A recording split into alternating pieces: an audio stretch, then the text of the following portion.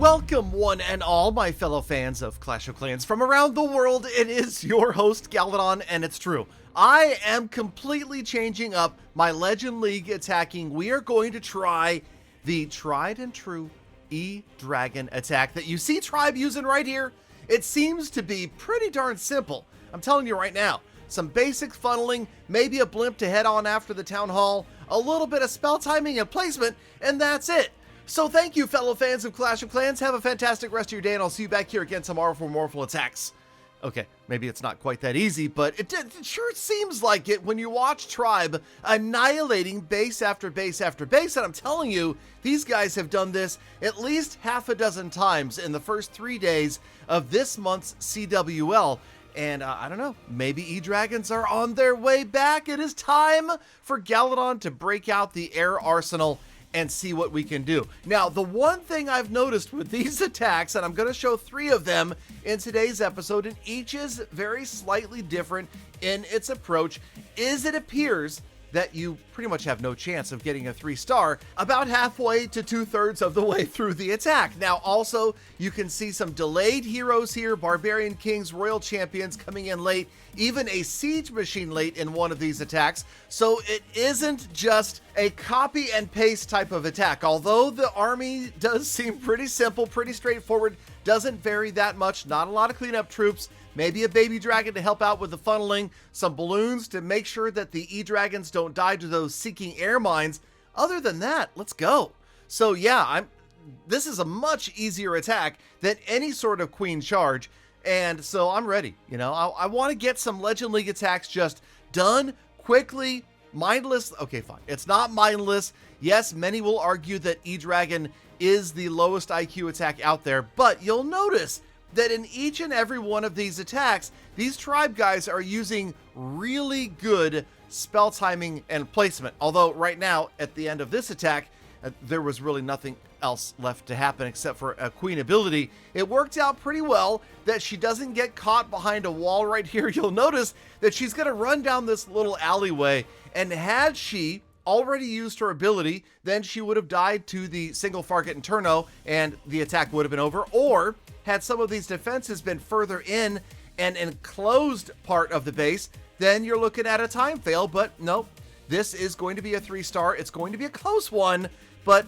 it is a triple nonetheless. So I'm thinking definitely it's time to try to switch things up. I know it's probably been, what, at least a year? Maybe longer since I've done anything but Queen Charge Hybrid, and yeah, I've gotten pretty good at it, but you know, what's the point? Let's try to mix things up just a bit and see how it works out. Now, of course, remember, these are CWL attacks and not Legend League attacks. So that means these bases were specifically selected by the Tribe guys to attack with E-Dragons, and that definitely gives you a big advantage versus just having to attack whatever base you find when you're out in Legend League. So give me a break if maybe I don't quite have the same success that these guys are having in CWL. Now, obviously, single versus multi-target Infernos don't seem to make that much of a difference. You can see these guys are going against a hybrid of both. Ground versus air Expos. Also, notice the air Expos, yeah, they're set to ground and air right here as well. So what is it that causes these guys to go after these town halls?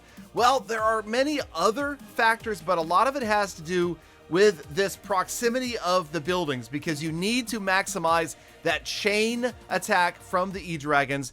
And you could see at the beginning of this attack, there was a nice little funnel done by a couple of them at the very top of the base. The funneling is key. You got to get those dragons in there, but you'll also notice oftentimes the blimp is going to get the town hall, or in this case, the blimp is going to be swagged. Yes, I was shocked when I watched this the first time. I didn't even notice it. I had to watch it a second time to realize that the Siege Machine wasn't even deployed in this attack. It was that strong, that much of an overkill with E-Dragons, and you don't hear that very often, an overkill of E-Dragons on a Town Hall 15. But that is indeed what happened right here. So great attack, great spell timing and placement also. Okay, fine. The queen ability and the poison multi-swag over here. Come on. Okay, fine. He used the queen ability, but the poison spell and the blimp, man. Okay, you guys, these Tribe guys are selling me on trying the E-Dragons. So let's watch one more. And now the blimp will be used in this one, but notice it comes in late. So again, basic strategy. You're going to see a funnel. You've got the rage and 1 poison, and then the freeze spells. Key spell timing and placement. Here they come all together, and early warden ability. Watch, the warden ability is almost used right at the beginning of the attack pretty much every single time. You've got the overlapping rage spells there getting everybody in, this time directly to the town hall, right? The heroes did a little bit of funneling, a little bit of baby dragon funneling on the far left-hand side, and apparently no fear. They just roll right in. Town hall gets crushed. You freeze the monolith and an inferno tower. Everybody rolling continually, not worrying about the eagle artillery either. It's on the far side, but I believe the blimp may come in and go after the eagle here in just a little bit. And again, I don't know, was Nabrax thinking maybe he could swag the blimp? Is that why these guys are doing this? Were they trying to show that the E-Dragons don't need a siege machine? I don't know. Again, right here though, it kind of looks like, wait a minute, this attack is losing its horsepower. There's not that many units left, but here comes the blimp. Watch it go in, get the major defenses right here. The Inferno, the Warden, the Eagle, and the defending Barbarian King. Beautiful freeze. Know your freeze parameters, diameters, whatever you want to call it. Get in there, freeze multiple defenses whenever you possibly can.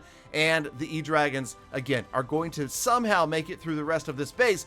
Although, again, right now it kind of looks like, I don't know if you're going to make it. You've got a lot of powerful defenses. You've got the Queen, the Scatter Shot, an air defense, bomb tower, wizard, two wizard towers left. I mean, honestly, I didn't think this was going to be a triple at this point when I was watching this attack. But again, Royal Champion, last second, and this time the poison spell should be able to help out with that defending Archer Queen. So watch for that in the end of this attack right here. Also, the Royal Champion's ability is going to make a huge difference, wiping out almost all of the remaining defenses. There's the poison spell. Here comes the Royal Champion ability. Bang, bong, bing, boom.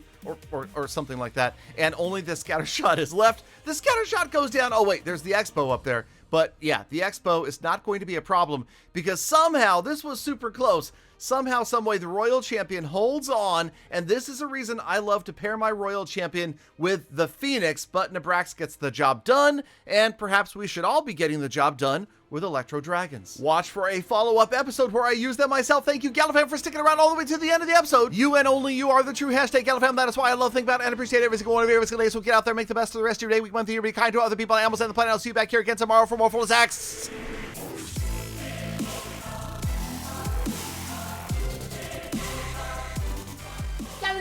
Galadon, try and make it look easy. I don't think you will.